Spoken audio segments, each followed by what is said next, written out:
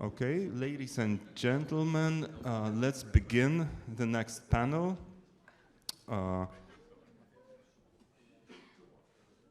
Okay, so far we've been listening to fascinating panel discussions. I would like to welcome you now to the first panel with actual papers. I will be strict with time limits, 15 minutes for each presentation, please. I'm fascinated to hear the papers that we will have today in this panel, because so far we've been speaking about various topics, but these countries that we have right now in this panel, they haven't been really discussed so far, at least not in depth. So I'm really thrilled. I will begin by introducing the first speaker, Dr. Burkhard Olschowsky, my dear friend from Oldenburg. He is member of the academic staff of the Federal Institute for the History and Culture of Germans in Eastern Europe, the co-organizer of the conference. He researches late modern European history, 19th and 20th century German and Polish history and the Polish-German relations, as well as Silesian and Prussian history, and the European politics of history and memory. Recently, he has edited a book entitled Akteur im stillen Enomeia und die Aussöhnung mit Polen und Juden, which is devoted to Enomeia and the Polish-German reconciliation. So, Burkhard, the floor is yours.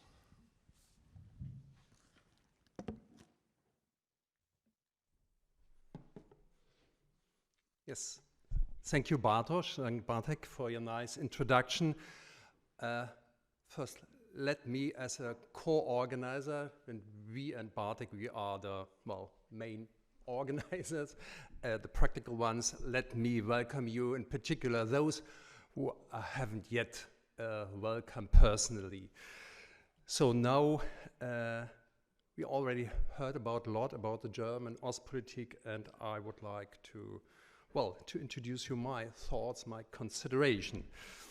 The invasion of Ukraine on February 24th of February caused a deep shock in European states, but also in the world, and put familiar certainties into questions.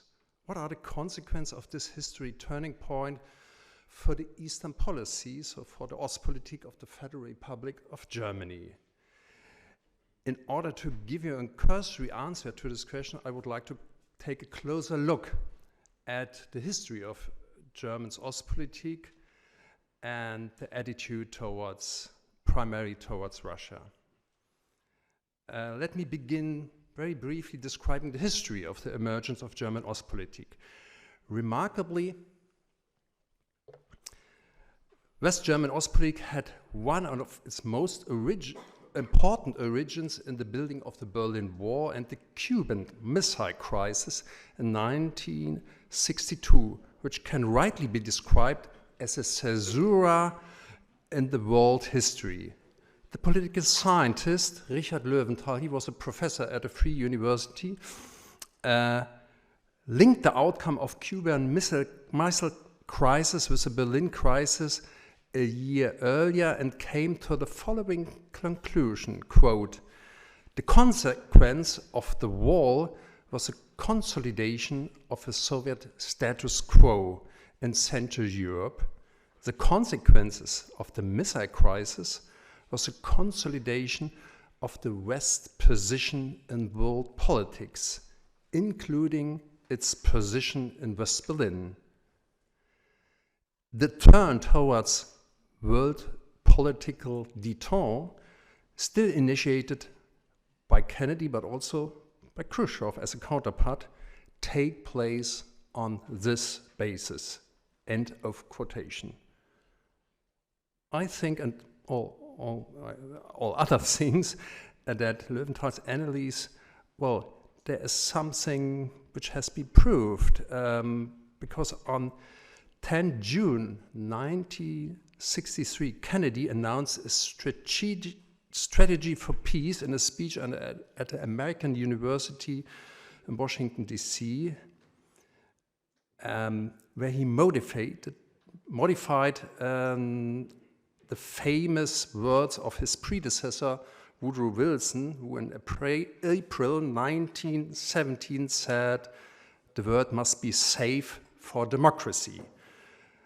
And Kennedy said, it followed, quote, "If we cannot end our differences now, we can at least help make the world safe for diversity," end of quotation.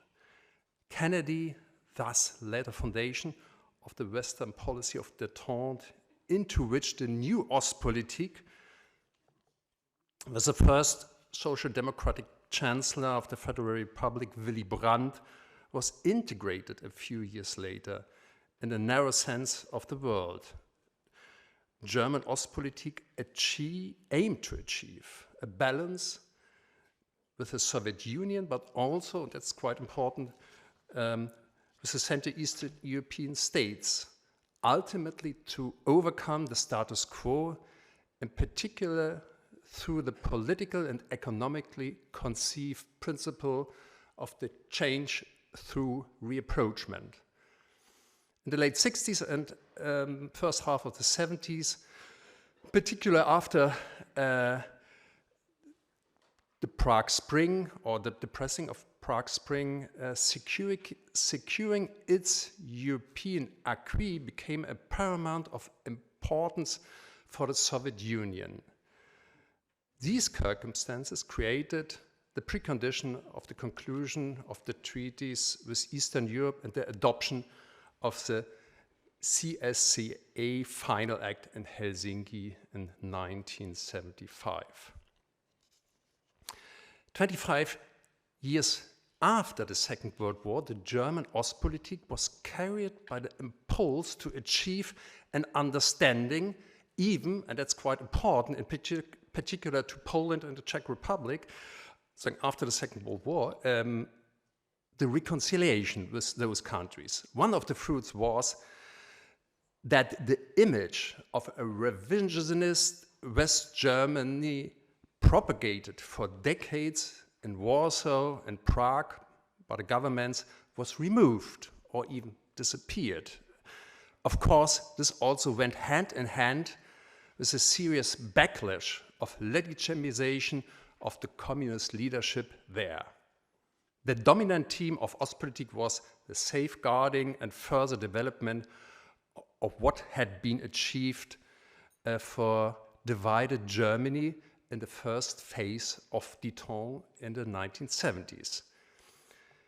With the emergence of a solidarity, so the Solidarność movement, which was a breakthrough in the whole opposition history in Central and Eastern Europe, 1980 in Poland, the previous Ostpolitik reached its limits. This was because the two goals of détente, strategic stability of the system, and democratic freedoms for the people, came into an internal contradiction, preserving the status quo, at the same time allowing it to be undermined by opposition from below, couldn't get together.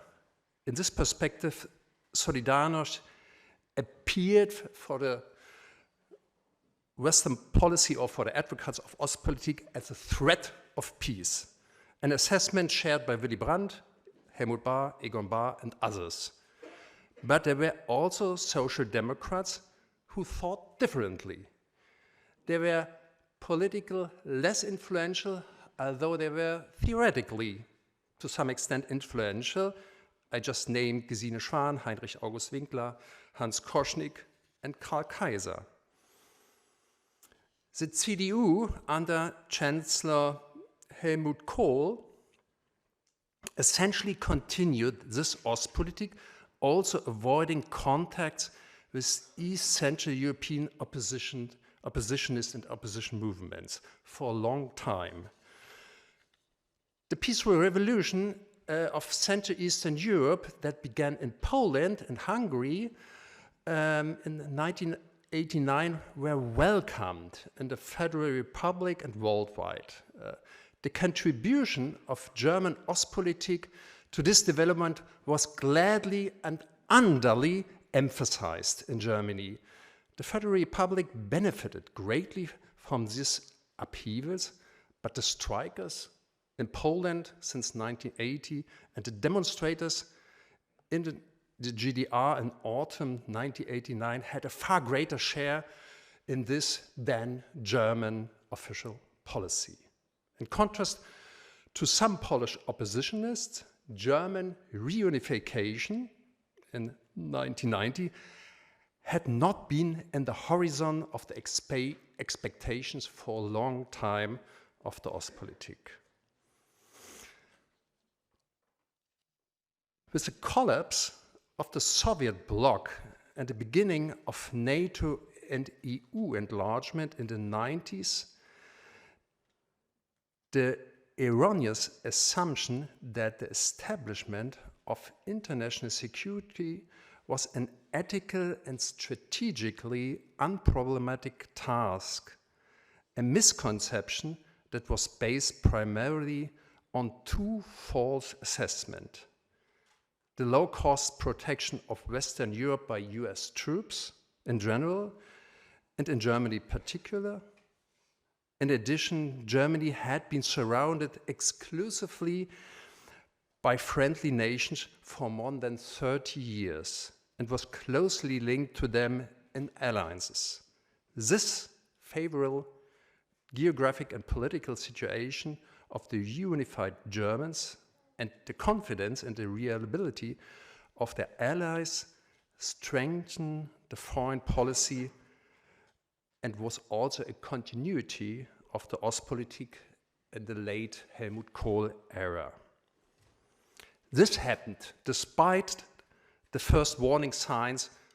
We already heard it: the Chechen War, the first and the second Chechen War, and increasing doubts about Russia's stability and suitability for democracy during Boris Yeltsin's years in power.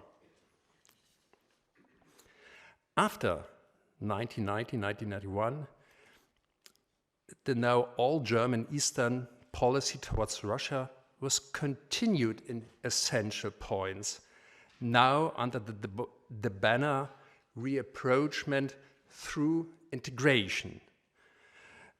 And it went along partly also with the conception of Eastern Partnership by the European Union and had included the too optimistic plans and views about the modernization or the potential modernization of Russia.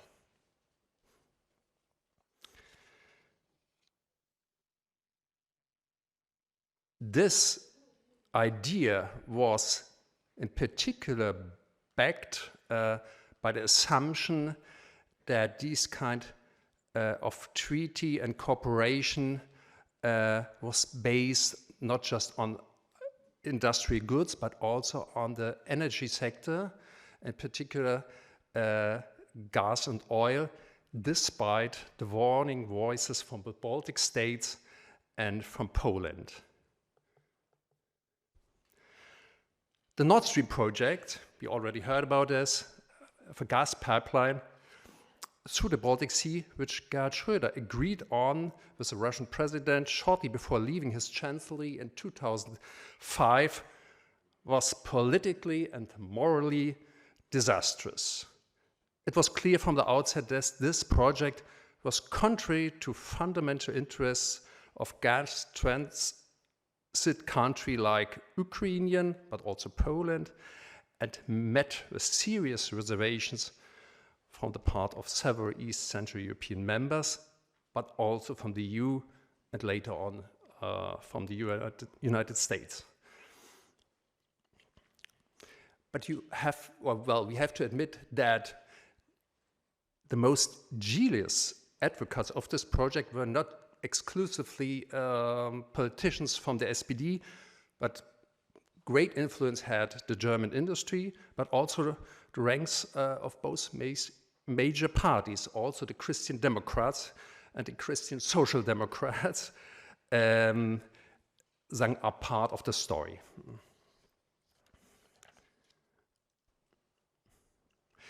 The new major territory Conquest War, and now we are by the 24th of February,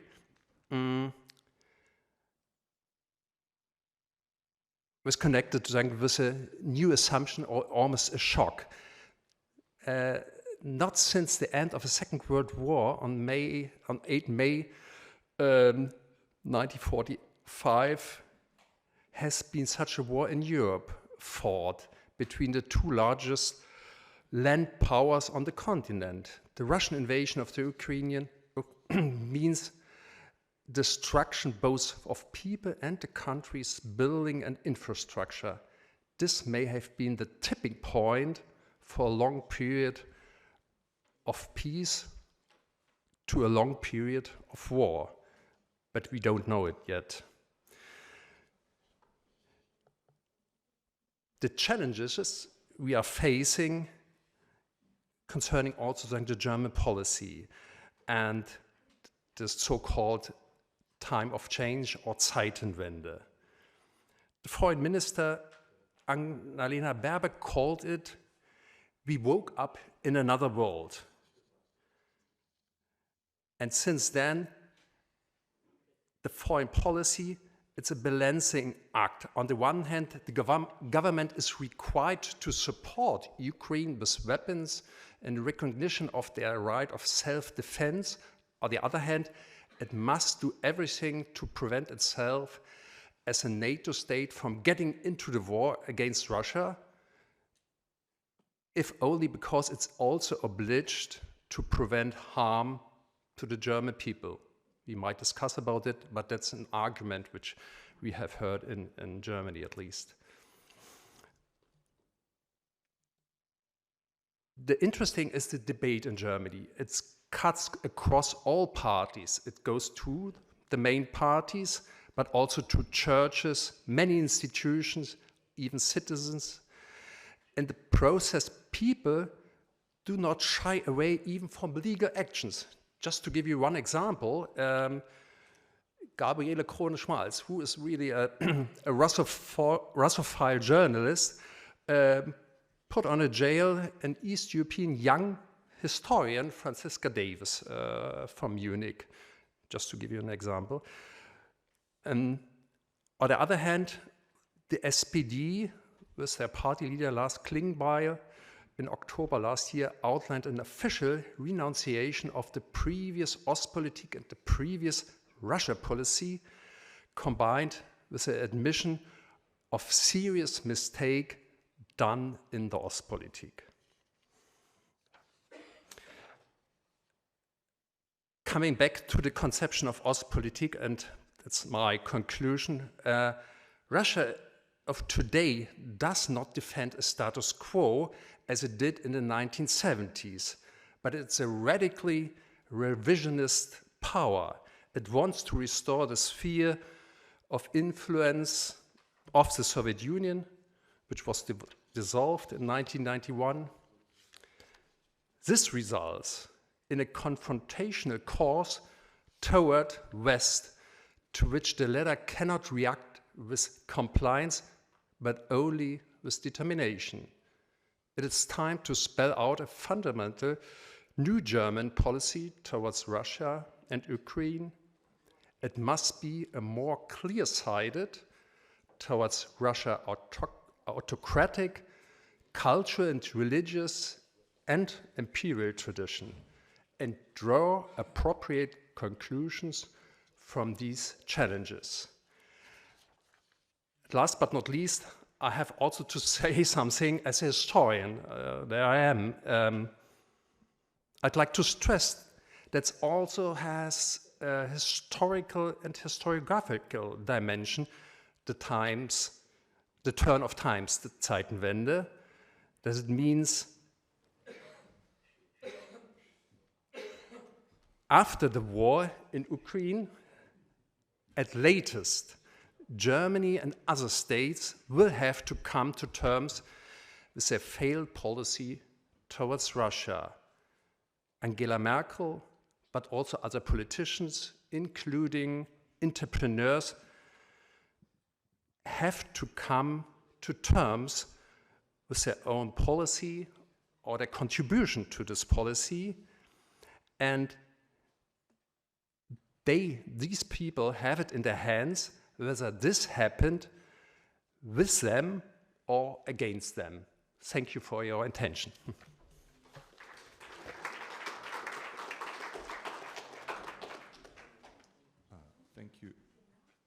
Thank you, Burkhard. I was thinking maybe we should simply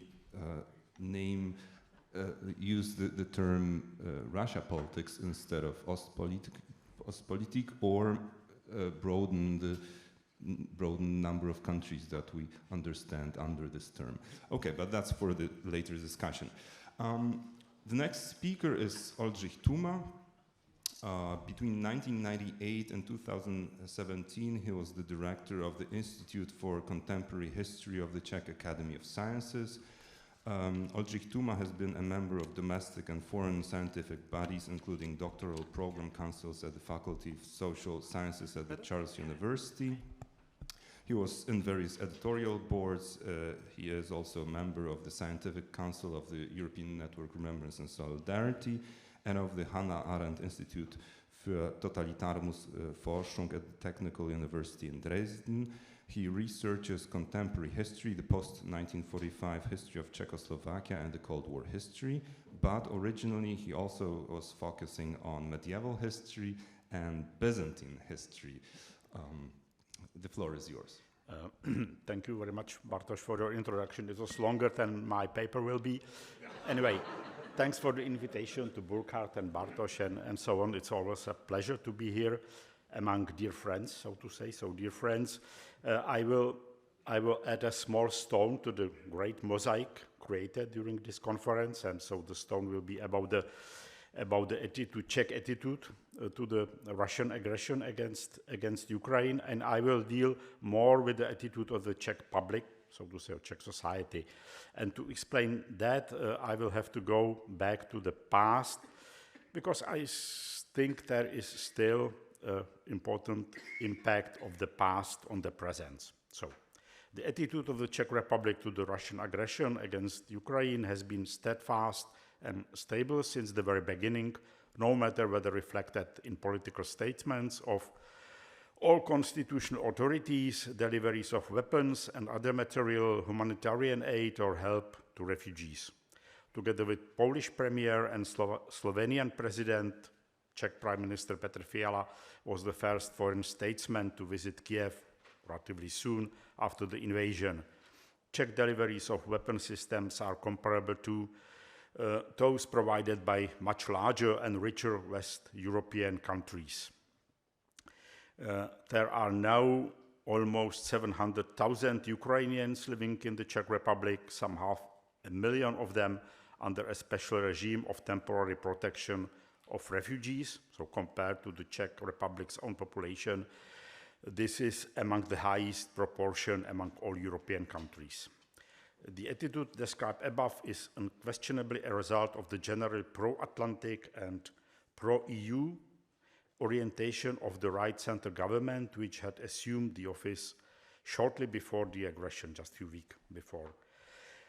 However, the policy enjoys relatively strong public support, which takes on various forms. It is manifested in the assistance provided to refugees and in successful fundraising campaigns to help the Ukraine and so on. The issues of continuing support to the Ukraine and the risk of war, and they were open, those questions, those issues were opened during the recent presidential election in Czech Republic, did not play a major role in the presidential campaign, or better say, it did not bring success to the candidate who built the final stage of his campaign on these topics, so Andrej Babiš. Although he did it very, very carefully, and he didn't speak against the aid, but he spoke in favor of looking for alternative solutions. And recently elected new president of Czech Republic, Petr Pavel, is certainly a politician with a clearly pro-Western, that means pro-NATO and anti-Russian orientation, and he won a sweeping victory in election. So how can this attitude of the Czech public be explained? Of course, by a synergy of different factors. Definitely not by the popularity of the present government itself, which because of economic and social problems is at a very low level. And not even, I would say, by sympathies to the Ukrainians as such. In fact, for most Czechs, I mean ordinary citizens, men of the street, simply they perceived Ukrainians just a few years ago as different Russians or other Russians, something like that. Of course, there is a sympathy with the victim of aggression and solidarity with such a victim, but I think there are other factors. And in my opinion, the reason is the generally negative attitude toward Russia among Czech society. It is certainly based on sophisticated and actually well-founded arguments, historical, political, security arguments, and so on.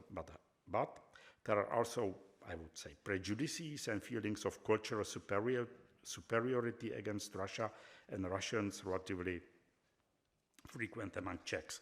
It is not an accident that social networks and even relatively respectable Czech media often accentuate information to the effect that the Russian army is nothing more than a gang of bedraggled and untrained mujiks with cardboard ballistic vests and rusty submachine guns, and that Russian generals are incorrigible morons. Maybe I'm exaggerating a little bit, but not that much. The roots of the prevailing mindset of the Czech society described above must be also sought in the past, or rather in the interpretation of the past. At the same time, it must be noted that there are more than just a few aspects supporting pro-Russian orientation in the Czech historical memory, and I would start with this. For instance, even Václav Havel, although the fact is not mentioned very often, published relatively conciliatory and forthcoming words addressed to Russia in a certain phase of his political career. In the early 90s, he repeatedly stated that, quote, any future European arrangement is unthinkable without Russia, or that Russia is an integral part of Europe, or the last quote, positive developments in Europe as a whole is unthinkable without positive developments in Russia. But in fact, he stopped commenting on the position of Russia in the United Europe as soon as he realized that such views were not very convenient for Washington. And as the Czech president, it is since 1993, Václav Havel concentrated his foreign policy efforts predominantly on securing a NATO membership for the Czech Republic. And anyway, in the past, there were certain tradition of Czech sympathies for Russia, and I would have to emphasize that Czech attitude toward Russia was historically of a specific nature. It was an indirect relationship, more or less until world wars. The Czech lands did not have any border with Russia, and the Czech history, unlike that of, for example, Poland, was free of direct relations and thus any conflicts with Russia. But the perception of Russia in the 19th century was based mainly on admiration of Russian culture and literature rather than on realistic political concepts. And in fact, there was a prevailing skepticism among Czech politicians from the mid-19th century.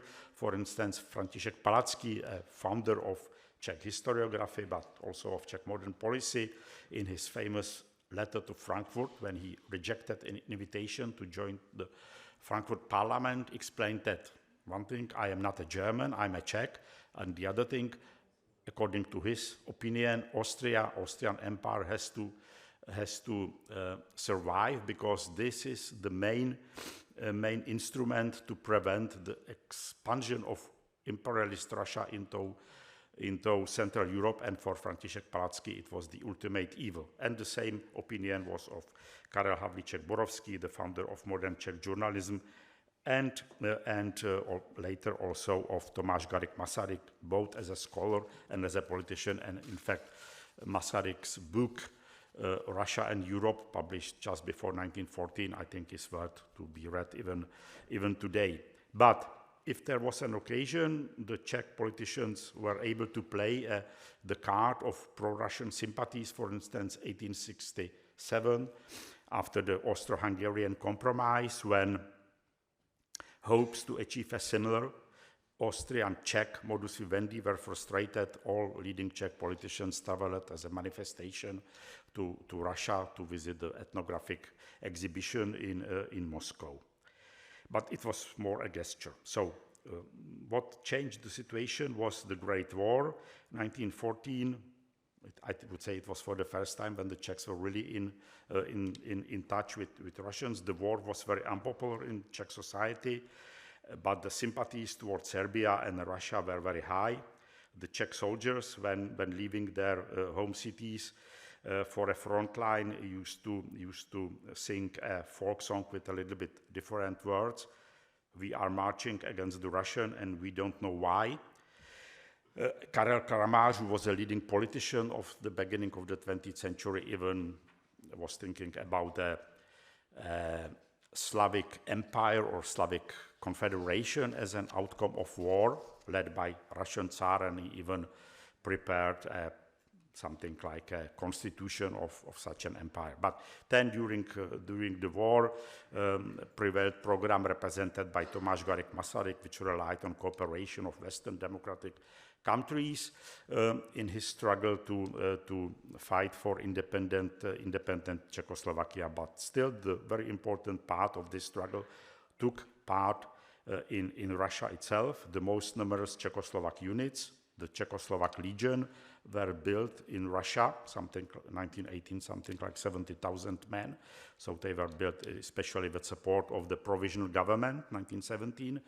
But their greatest military engagement was not with Austrian and German army, but against the Bolsheviks, so against Russians. So that was, I think, a great paradox. They stayed in Russia until 1920, being involved in Russian civil war, and so. But in the interwar period, after the birth of an independent Czechoslovak state, there was a different situation. If there was any admiration for Soviet Union or Russia, it was based more on ideological, it is communist ideas, not on nationalist reasons. But the situation changed again due to the Second World War, when Czech pro-Russian sympathies and hopes experienced the second climax. The disappointment over the behavior of the Western powers in Munich, the tragic experience of the German occupation, the role of the Red Army in the defeat of Nazi Germany and the liberation of Czechoslovakia significantly increased the feelings of admiration of and friendship towards the Soviet Union, which was commonly perceived as Russia. I think that there was no other Central or Eastern European country, maybe except for Bulgaria or until the Soviet Yugoslav breakup Yugoslavia, in which the attitude to Russia was as positive as in Czechoslovakia. But those sympathies started, together with the support of regime, to fade away, and they were dealt a mortal blow by the invasion of the Warsaw Pact armies in 1968. And those pro-Russian sympathies were then replaced by hatred, mistrust, and contempt, which have survived in the Czech spiritual space until now. They always reach their peak on the anniversary of the intervention, which is frequently discussed in August, when the media, politicians, public remind and discuss this dark side of Czechoslovak history. And in fact, this issue of 68 invasion is reminded almost every day since February of the last year. I think it's not necessary to explain. What I would remind is also the fact that when in Russian media or political space, they were cases somehow to retell the story of 68 invasion in the style of former Soviet propaganda, as was a documentary movie transferred in Russian television in 1915, or as was the proposal to give the soldiers who participated in occupation of Czechoslovakia the status of veterans. it happened 1919, so then the reaction of the Czech public and mass media and even politicians was very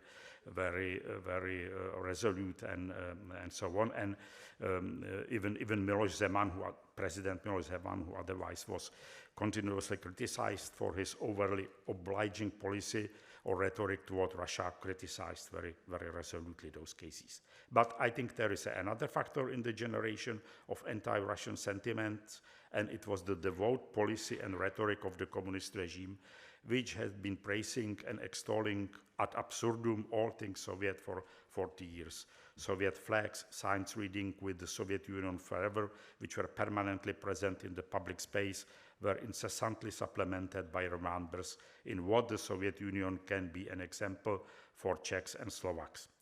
I would just mention, for instance, that one Russian journalist describes in his memoirs how perplexed he was when he visited a restaurant in Prague in mid-60s and he saw a huge sign there on the wall which read "Soviet gastronomy, our example," when he compared still relatively luxurious Prague restaurants with the poverty of similar establishments in Soviet Union. He did not know whether it was an irony or a provocation, but it was not.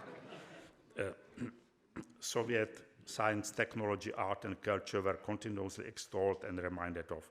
And even sporting matches with Soviet teams had to be reported in a special way. The comment had to clearly, in radio or TV, indicate that there was no rivalry or determined fight for victory, but a good sports show between friends conducted in the spirit of fair play. And this approach was particularly absurd in the case of ice hockey matches, which the Czech and Slovak public, I think so, viewed after 1968 as a sort of a proxy war against the occupiers of August 68. So consequences of the obsequious and ridiculous policy of the communist regime, and I think, in fact, it was more a policy of Czechoslovak communists than of Moscow, were utterly counterproductive. The policy, of course, did not generate any new pro-Russian sympathies and failed to retain the old ones, particularly since 68. On the contrary, it produced feelings of inferiority and subordination, which the public mindset was increasingly compensating and balancing by perceived cultural superiority and general Soviet, it means Russian backwardness and barbarism. For instance, there were, and I do remember it, for example, many stories circulating in the society after August 1968 describing how Soviet soldiers did not know what water toilets were for and were using them for utterly different purposes. Maybe it was not true, but it's significant. The initial, after 1945, relatively strong sympathies turned into contempt and hatred during the decades of the communist rule, and particularly in the 70s and 80s. And as a matter of fact, they have survived until now. After all, since the demise of the Soviet Union, Russia has done very little or nothing apart from very formal official apologies for the 1968 intervention, which were not accompanied by any significant and comprehensible gesture to send that mindset of the Czech public, so nothing like Willy Brandt on the knees in front of the monument of ghetto in Warsaw, anything like that.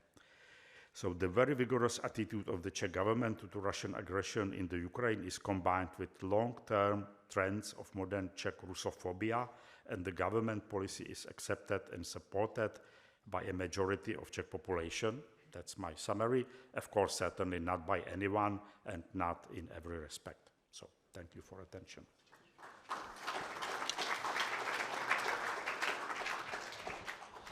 Thank you very much. Now, a paper that probably all of us are very much looking forward to, because Professor Pok will hopefully explain to us the special Hungarian case.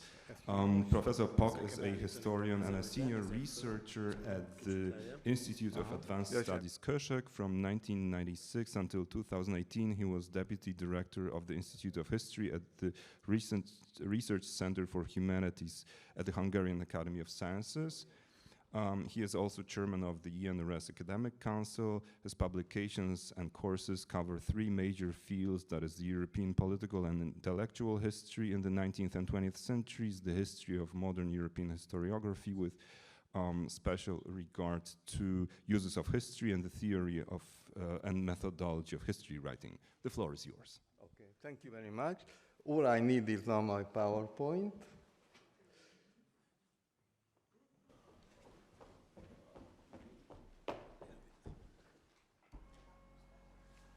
Okay, thank you very much.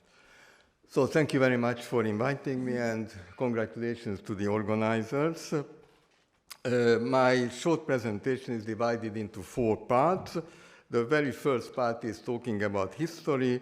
The second part is a chronology of mainly mainstream government actions during the period between the beginning of February last year and more or less the present.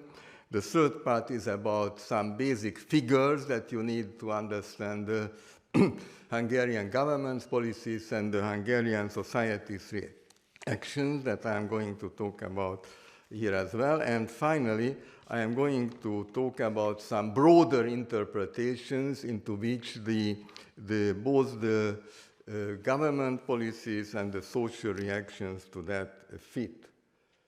So very few remarks about history. So if you want to ask any Hungarian concerning Russia, there are 2 dates that come into the mind of people. That is 1848-49, the Hungarian Revolution and struggle for liberty, where the Russian troops played an important role in crushing it, and of course 1956, when the Soviet troops crushed the Hungarian Revolution. As far as Ukraine is concerned, it's a bit more complicated, because if you think of the history of great Hungarian imperial expansion going back to the 13th century, that were going in the 13th century up to what is now today the southwestern part of the Ukraine, and some of the greatest Hungarian historical myth and historical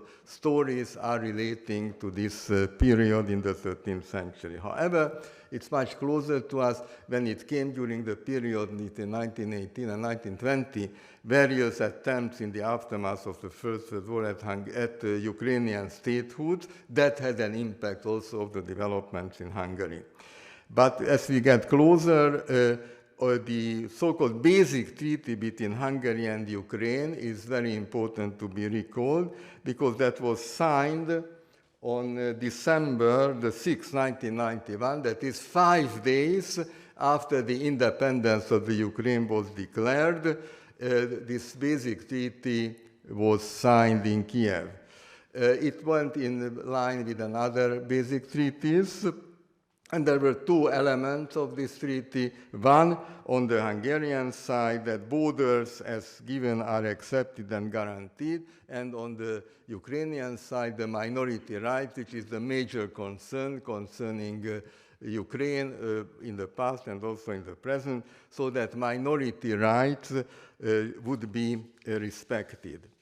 It is interesting that the government had great difficulties of the time to push through the basic treaty, because within the government there were fewer forces supporting it than in the opposition. So it is the complexity of Hungarian politics at that time that this could happen. I also should like, I think it hasn't yet been mentioned, the so-called Budapest Memorandum of December the 5th, 1994, where the Russian Federation, United Kingdom, and the United States prohibited the Russian Federation, the United Kingdom, United States from threatening or using military force or economic coercion against Ukraine, Belarus, and Kazakhstan as well, in return for the Ukraine giving up the nuclear weapons. So much about the historical background. And now let's go to the chronology of the event of 1920 to 1923. On 1st of February, our Prime Minister, Mr. Orbán, went to see Putin in Moscow.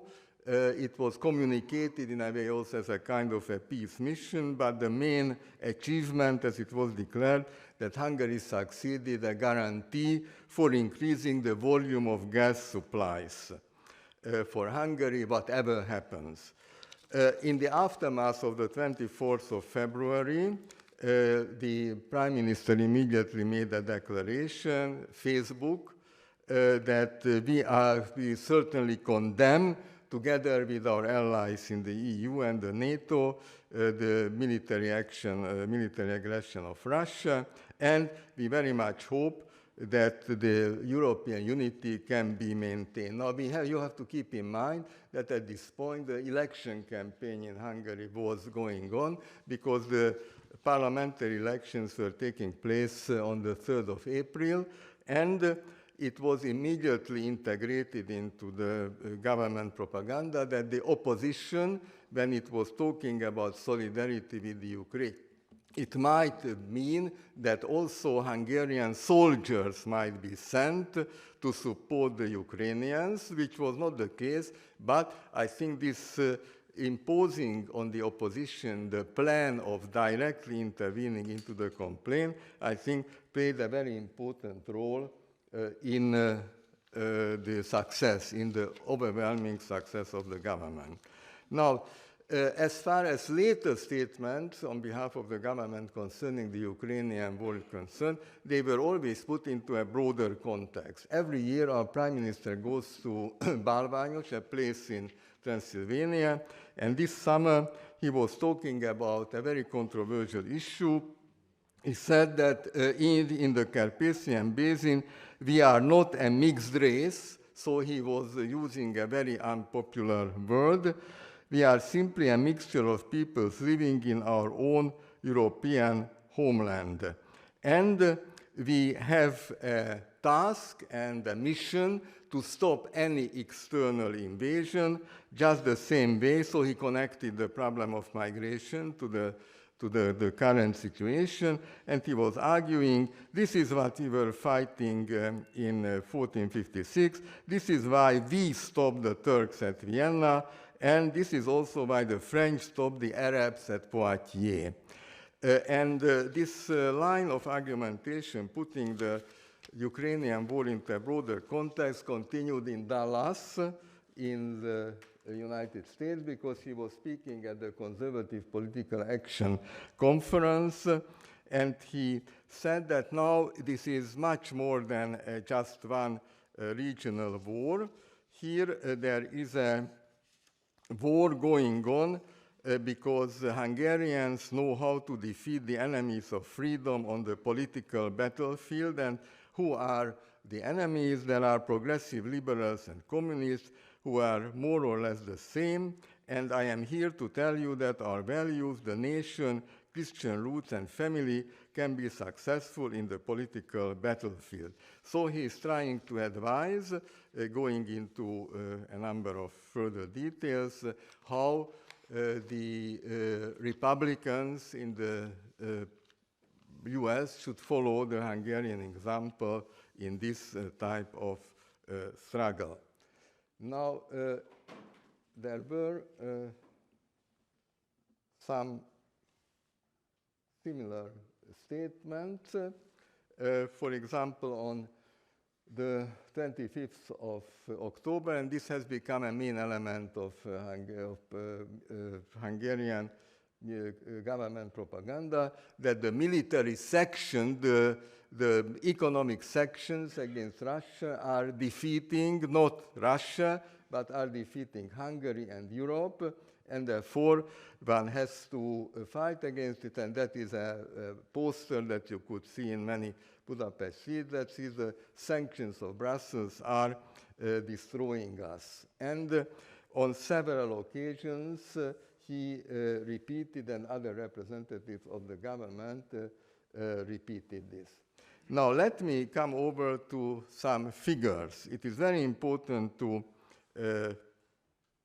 keep in mind that Hungary now borders 5 countries that owe their statehood or are connected to the end of the USSR and the dissolution of larger multi-ethnic entities.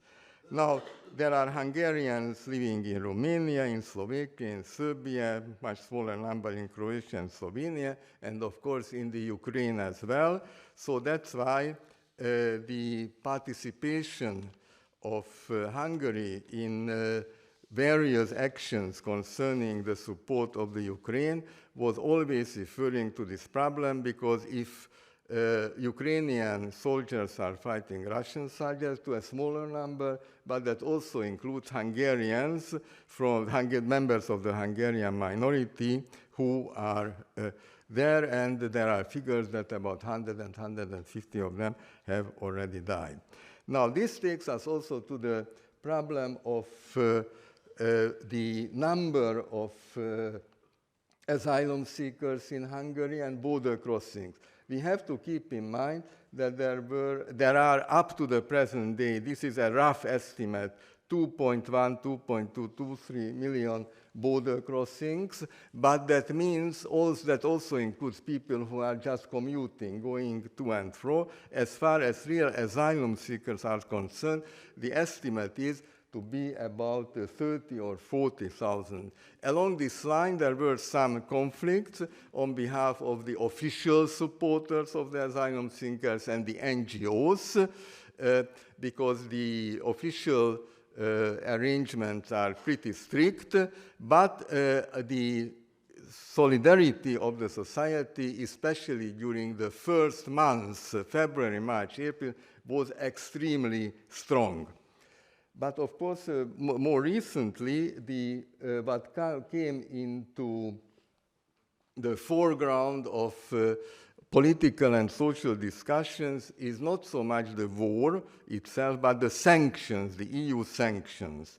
And there are very interesting public opinion polls. According to the so-called Eurobarometer, there was they checked the social reactions and political reactions to the EU's policy towards Ukraine in 28 countries. And as far as Hungary is concerned, 14% said that, well, we fully agree to the EU policy. 45% said more or less we agree. 12% said no, we do not agree at all. 26% said rather not, and 3% had no opinion. However, on the other hand, the government also made a kind of sent out a kind of a questionnaire to Hungarian citizens that you were expected to answer either by mail or by online. And according to, there were about 6 million or so, 5-6 million letters sent out. 1.4 million answers were sent, and out of this 1.4 million, somewhat more than 97% said that no, we do not agree with the sanctions of Brussels. However, you have to keep in mind, if you want to have the broad picture, that at the elections in April, about 3 million, a little bit more than 3 million people voted for Fidesz, for the government party, and now it was only 1.4 million who sent back this questionnaire. So it shows the complexity of the social reactions to that. Now, finally, let me come to the broader, I would say, geostrategic picture. Our Prime Minister on several occasions said that in the long run, Hungary has to face 3 challenges. One coming from Berlin, the other one coming from Moscow, and the third one coming from Istanbul. Germany is the land of iron chancellors. East, you can find the Slavic soldiers people. And in the south, you have got the huge masses of Muslim people. Now, it is our historical task to survive in this environment. It means, on the one hand, that we have to be in good terms with each of them, but it doesn't mean that we have to be on good terms with each of them at the same time. Sometimes we have to be on better terms with one, sometimes on better terms with the other, but this is something that we have to keep in mind. And as far as then, in this broader context, the war itself is concerned, the major message is that this is not Hungary's war. Hungary should give all types of humanitarian aid to refugees and to Ukraine also in general, but it is a mortal danger if Hungary, as part of the Western coalition, gets into a direct war with Russia. And on one of the last interviews he gave, a conversation with journalists on the 26th of January, he said that, well, the West is in war with Russia, he said. That's reality, but we do not want the West to be in a war with Russia. We are pushing for peace, and I have been saying this, he says, from the beginning, and we argue that nobody can win this war. And he was saying that far too many Westerners are deluding themselves about what is really happening and what could happen.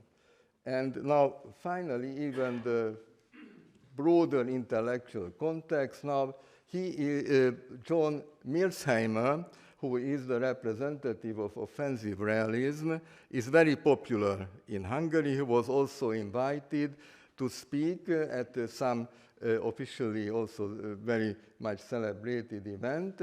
And this is pushing the responsibility to a great extent, not fully, but it is arguing in favor of the statement that the US has a serious responsibility for the war. Another intellectual supporter of these policies is Mr. Scruton, who unfortunately already passed away, but it was one of the last months, it was during the last months of Scruton's life that he got a decoration from Mr. Orbán. He was being praised for having been a staunch anti-communist all the time and was always supporting the Hungarian opposition.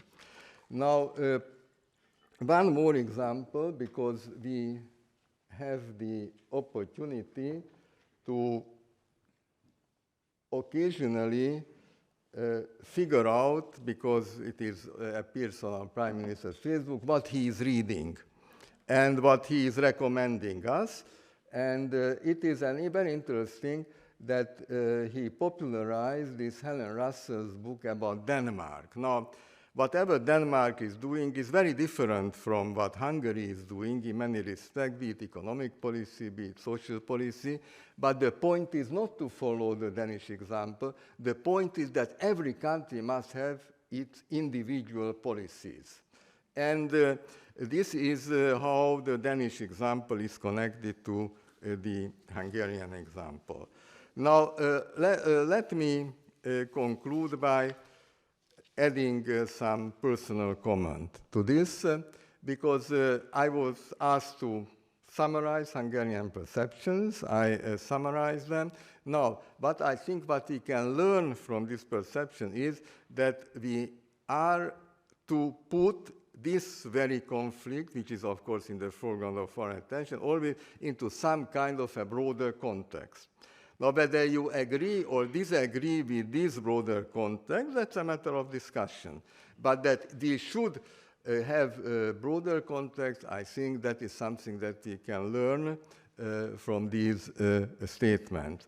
And to make it more concrete, now my suggestion based on the experiences of the discussion so far, what is going to happen if the focus of international attention, for any reason or other, is pushed from the Russian aggression to something else, to the Near East, to China versus the US, etc. I think we should also be in a position, and I think we haven't yet discussed these issues, to prepare for these options as well.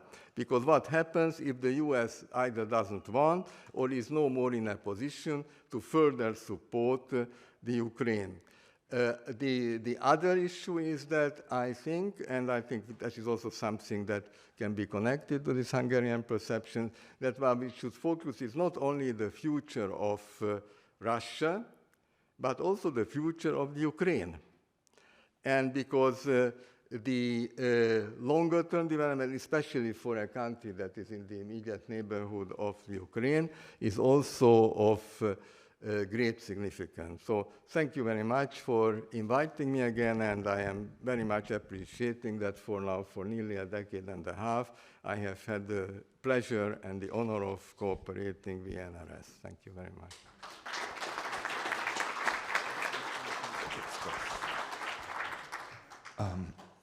Right, thank you very much, Professor Pok. Now the last speaker is Dr. Juraj Marušiak, who's political scientist, historian, journalist, and translator. Since 1996, he has worked for the Institute of Political Science of the Slovak Academy of Sciences. Since 2009, he has been head of scientific board.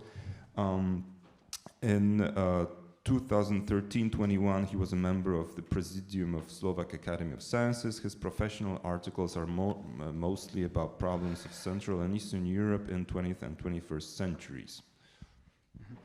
Okay, dear ladies and gentlemen, firstly I wish to express my thanks to the organizers for inviting me. So the outbreak of the so-called Ukraine crisis in 2013-2014 reopened the topic of relations with Russia in the Slovak society. However, this issue must be, of course, viewed comprehensively. Firstly, it is, of course, the issue of the fundamental geopolitical choice. However, it is also the issue of political regime in Slovakia. Just the orientation of Slovakia was the topic of Slovak disputes in 1990s, where also it was a dilemma between pro-Western and pro-Russian foreign policy orientation. Even now, after this outbreak of Ukrainian crisis and now the outbreak of war between Russia and Ukraine, already before the parliamentary elections, there were apparent significant differences between political parties regarding the relations with Russian Federation. So such parties as then ruling party Smer Social Democracy and Slovak National Party, but also extremely right, in fact neo-Nazi People's Party Our Slovakia, together with some minor political parties like Socialists and Fatherland Party. They claimed that Russia is not an enemy of Slovakia. They rejected this labeling of Russian Federation as an enemy, and they already before the parliamentary elections raised the sharp criticism towards the policy of sanctions imposed against Russia by the European Union and United States. On the other hand, the then opposition, currently the parties of ruling coalition, stressed the need to strengthen the Euro-Atlantic cooperation and criticize the policy of rapprochement between parts, between coalition parts and Russian Federation. This conflict continued even after the elections and began to escalate towards the end of 2021 in connection with the preparation of bilateral defense agreement, DCA, between Slovakia and the United States. Opposition described it as a limitation of the Slovak sovereignty, but also as a step towards the war against Russia. So there were very crucial moments, country sovereignty and issue of peace. So from this perspective, this peace rhetoric is very similar to the rhetoric raised by Viktor Orbán. However, besides these two issues, geopolitics and issues of war and peace, this debate about Russia, this conflict regarding Russia is also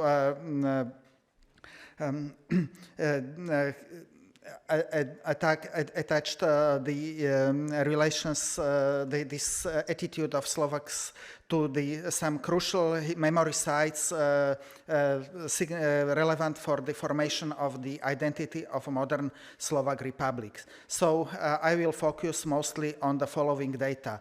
Slovak national uprising in August 2044 than the Victory Day over fascism, which is a national holiday in Slovakia, 8th of May. And also the 21st August 1968 as a day of the Soviet occupation of Czechoslovakia in 1968. So here, in this case, I wish also to point out on the person of Alexander Dubček, who is both symbol of this socialism with human face, symbol of Prague Spring, as a symbol of democratic socialist tradition, but also he is a symbol of anti-fascist tradition as a participant of the Slovak national uprising. The collective memory of contemporary Slovakia is under permanent tensions regarding the interpretation of the period of communism, because on one hand, this period, especially the last 20 years of communism, have enjoyed quite positive image from the perspective of individual memory of the large part of the society. However, this cultural memory is constructed in a quite anti-communist way by the totalitarian interpretation. So according to the official narratives and official legislation of Slovak Republic, communist regime was is described as a totalitarian and even criminal. Then another source of tensions is the relatively positive image of Russian Federation connected with the liberation in 1945, but also this anti-fascist Slovak tradition is important, for example, from the perspective of the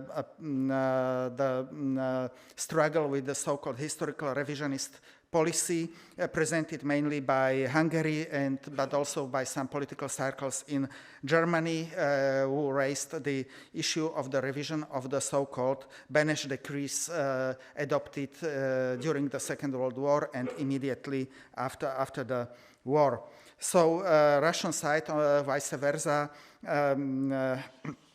highly appreciated the Slovaks' approach to the care on the military cemeteries and memorials dedicated to Soviet soldiers. So regarding Russia, Slovakia adopted so-called cosmopolitan approach,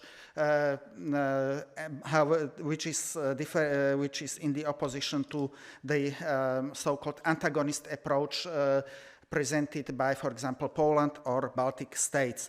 However, in the context of the growing confrontation between Russia and the West, in the case of Ukraine, these elements of antagonist approach towards Russia have increased in Slovakia.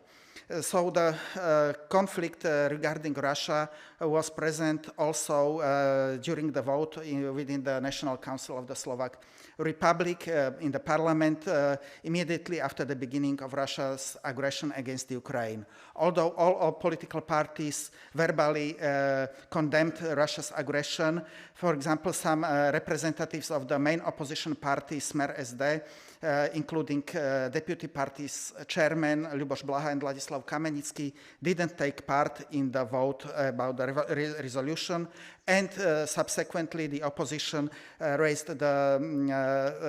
started to criticize the politics of sanctions against Russia, politics of the supply of weapons towards Ukraine, and even one marginal politician, but representative of one far-right party, Štefan Harabin, openly supported Russia's aggressions towards Ukraine, saying, I would do exactly what Putin did with regard to the events of Ukraine.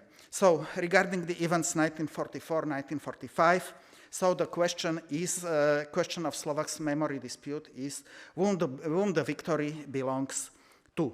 So the crucial point is in this debate, symbolical point is the monument of Slavín, monument of the Soviet victory, placed on the hill in the center of Bratislava. It is visible from all parts of the city. Slavín remained the central point of the celebrations of the end of the Second World War, also after 1989, but especially since the outbreak of Ukraine crisis 2014. It also became a meeting place for the forces that declared their sympathy for the internal and foreign policy of the Russian Federation, and also it became the place of the conflict between supporters of Russia and supporters of the official foreign policy of the Slovak Republic. So in the very first days after the outbreak of the war, unidentified persons painted Slavín monument with Ukrainian national colors. The same things took place also in other cities of Slovakia.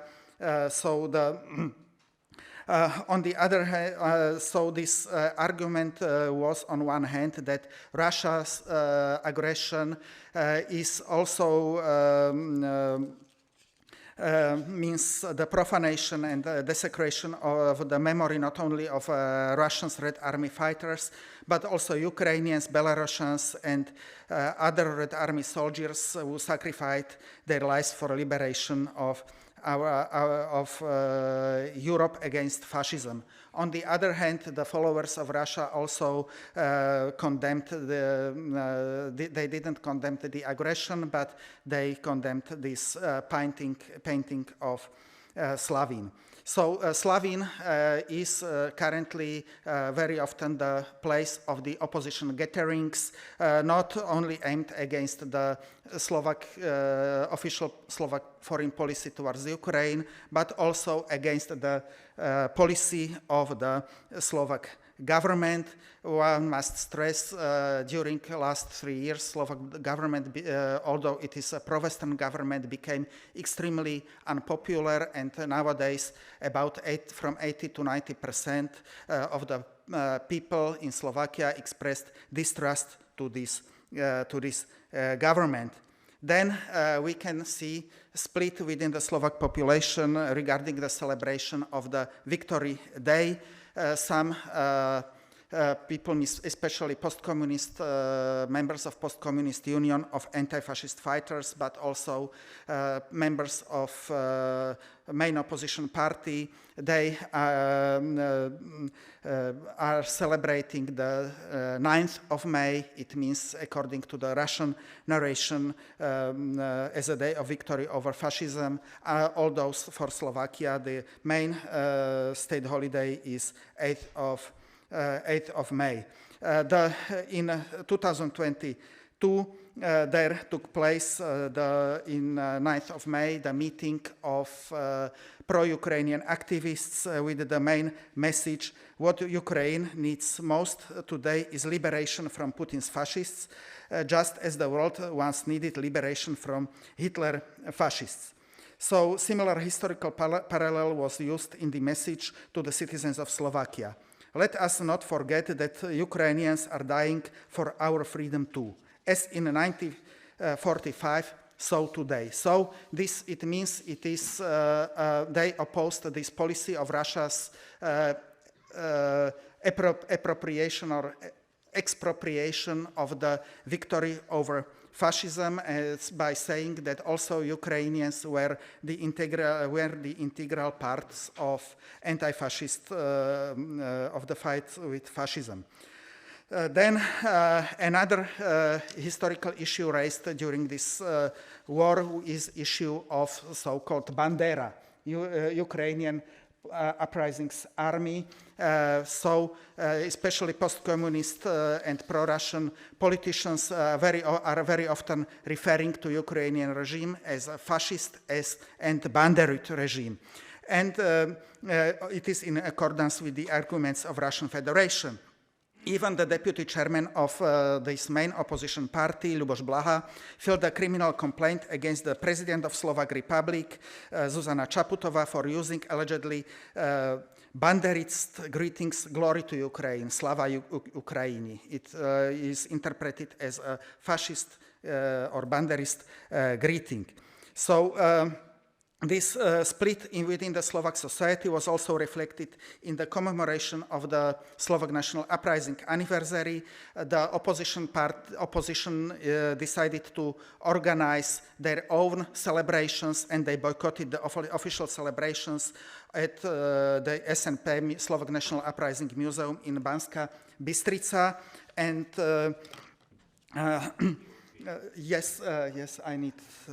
I am going just short remarks about 1968. So, although it was a topic of general consensus within the Slovak society, Alexander Dubček is perceived as one of the most consensual and main heroes of Slovak modern history. So we can speak regarding 1968 about historical revisionism. For example, the politicians of the opposition politicians accepted the official Russian narration, but also narration spread by Czech Communist Party that those were Ukrainians who decided about the occupation of Czechoslovakia in the Soviet political bureau of the Soviet Communist Party, because Brezhnev and the major part of Soviet party leadership that time were ethnical Ukrainians. Another conflict took place about the recognition of the day of Soviet occupation as a Remembrance Day of Slovakia. The post-communist parties or opposition parties promoted rather instead of this day to celebrate the 30th of September, the day of Munich betrayal conducted by Western allies of Czechoslovakia. It is just very important to stress that it was betrayal conducted by the Western allies. Now, conclusions. So, this current war in Ukraine escalated the deep conflict within the Slovak society. But it is not just only about some foreign policy consensus, which is now completely destroyed, but also it is about the interpretation of the key moments of the Slovak modern history, which may perspectively lead to the conflict on the basic principles of Slovakia's current political regime. A large part of opposition is trying to downplay Russia's responsibility for the outbreak of the war conflict and even victimize Russia, but also to spread negative hostile sentiments against Ukraine. So this conflict will be probably more deep, and we must be aware really from 80 to 90% of people in the country express distrust to the government, and the early elections will take in Slovakia in 30th of September this year. So pro-Western choice in Slovakia is not deeply rooted. It is rather was a result of some pragmatic calculations, not just as in Poland or in Czech Republic, as a result of some historical experience. Thank you for your attention. Thank you very much.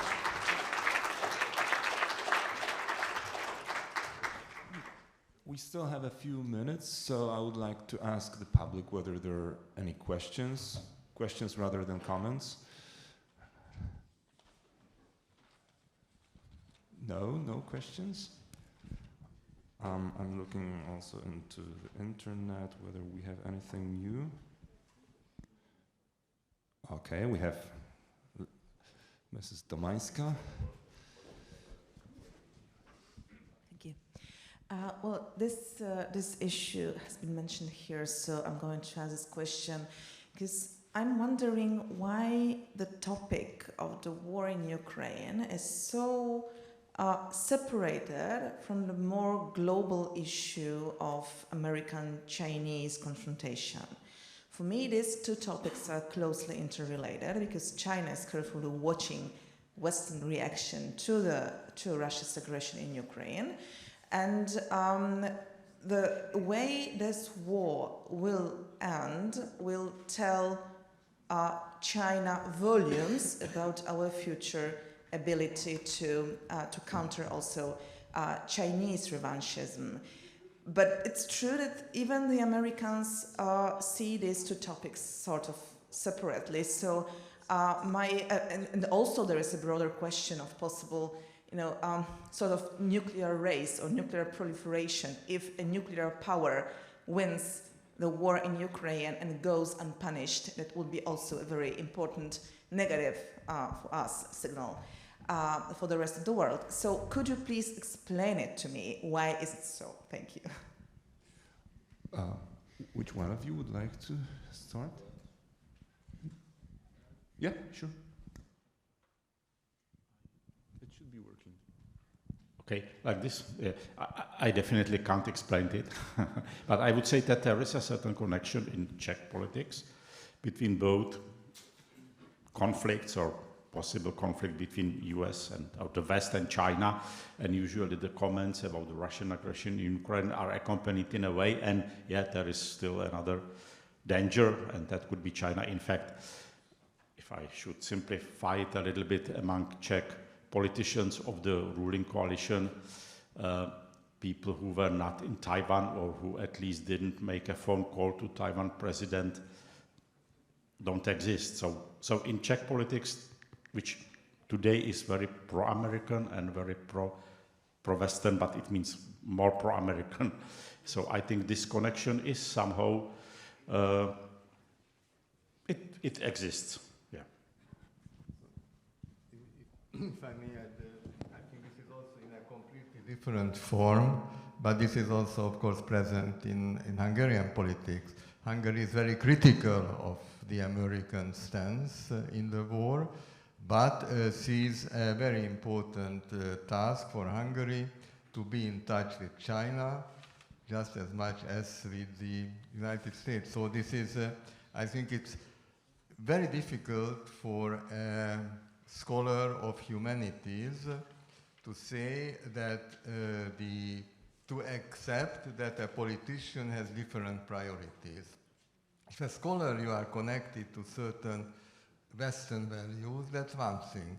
But if you are a politician in charge of the short and long-term fate of a country, then it's different. And I think this connection, both in, I would say, in government-motivated political discussions and in government policies is present, but in a different way than in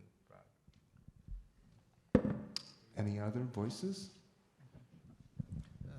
Okay, so in Slovakia, this issue of Chinese issue is almost not present on the level of politicians. As general, both political and economic relations with China are quite weak. There are only very few Chinese direct investments in the country. So also this participation of Slovakia in this 16+1 formula was very low, and it was openly expressed also by the former Prime Minister Robert Fico, now the leader of the opposition, that this format was a format of misplaced hopes. So simply this is issue also on the diplomatic capacity of the country and issue of really lack of interest in this Chinese issue. Would you have any other questions? Okay.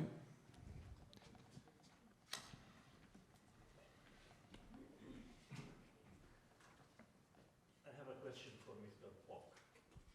Thank you very much for your presentation. It's very important what we have enlightened, the way in which you enlightened us concerning the Hungarian dissidents, I would say, in the region. But my question is about the political opposition in Hungary. Which is the point of view in this regard about we are talking here? The political opposition in Hungary is extremely divided.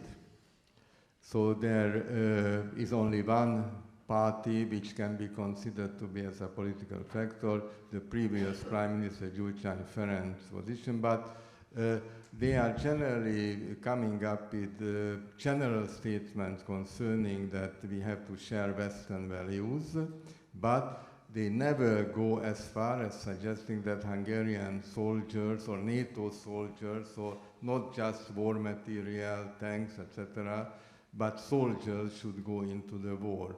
So in that sense, they are closer to the. So they are closer. In that sense, they have because the same political view of the. Because they didn't. So the opposition didn't make a serious point out of the war. It makes a serious point out of the fact that, according to them, Orbán is trying to take Hungary out of the European Union and is moving towards the east, towards Asian authoritarian regimes.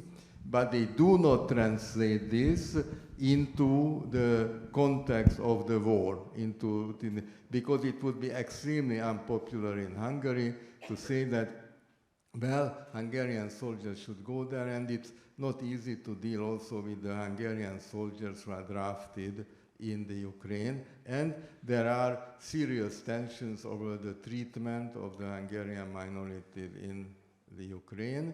Therefore, such a clearly defined, unambiguous pro-Ukrainian stance from every perspective is difficult.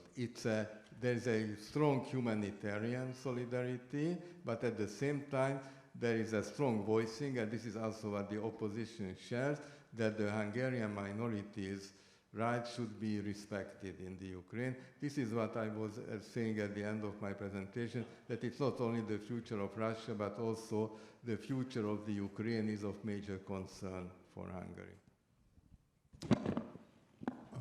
Okay. I don't want to overstretch your patience, so Burkhard, you wanted to ask 2 questions, so choose one, the more important.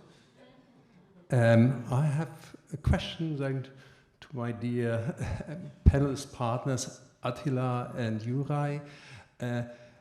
Well, you showed up also the differences concerning the policy your countries to Ukraine, implicitly to German, simply by the fact you are neighboring countries to the Ukraine, and you are small countries. And I understand to some extent that smaller countries are rather hesitating for a clear, outspoken political statements and had rather, let's say, pragmatic attitude, like Attila, you stressed it in a Hungarian case.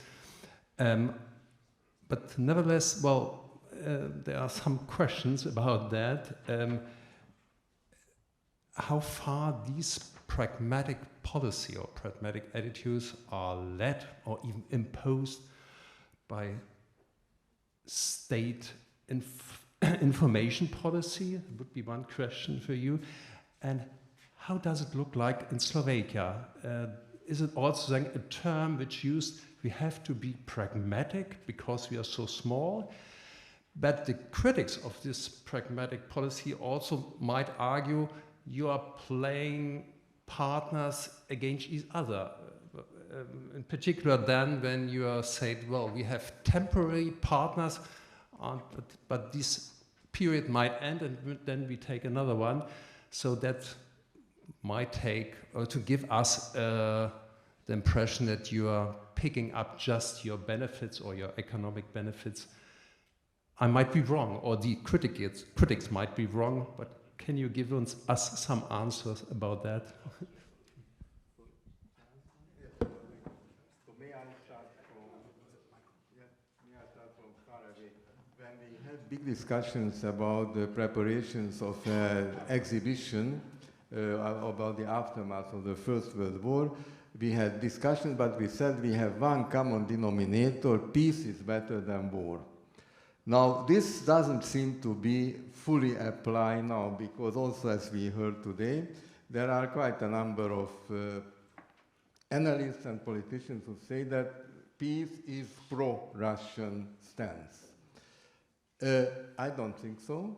So because it seems to be very pragmatic. So peace should be an option. Of course, under what conditions and how you can achieve peace, that's a very difficult problem. Now, as far as political propaganda is concerned, I think here the problem is that instead of talking about the responsibility of the war, it is now speaking far too much about the sanctions against Russia that are causing lots of damage. In my personal view, this is not the right direction, because there would be no sanctions without the war, without the Russia-initiated war. But the ultimate message that there should be no war, there should be no sanctions, but somehow peace should be, this is shared by the majority of the society, even by those, I think, who are supporting the opposition, because Hungary has terrible experiences with great powers. And it didn't bring too much to be involved in the First World War, it didn't bring too much to be involved in the Second World War, it didn't bring, there's that somehow the humanitarian support should be our major task and not strong political and military stance on the Ukrainian or pro-EU side.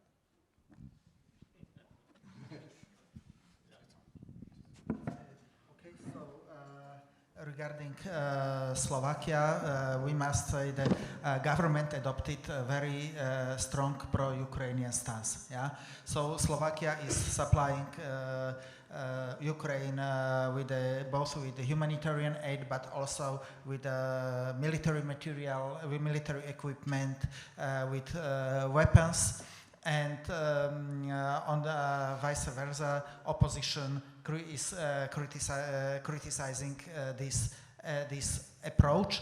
So, what's the main argument of opposition? Firstly, the peace. But before, argument of Robert Fico were these economic arguments that sanctions do not help, sanctions do not destroy Russia, do not damage Russia, but on the other hand, the sanctions are heavily affecting Slovak economy. It means it is a kind of business, kind of pragmatic argument. Then argument of peace, and then argument about this image of positive image of Slovakia, which has similar roots as the image of positive this Russophilia within the Czech society. Okay, at this point I'd like to finish the panel and thank to all the speakers. I would like to thank our online and on-site audience.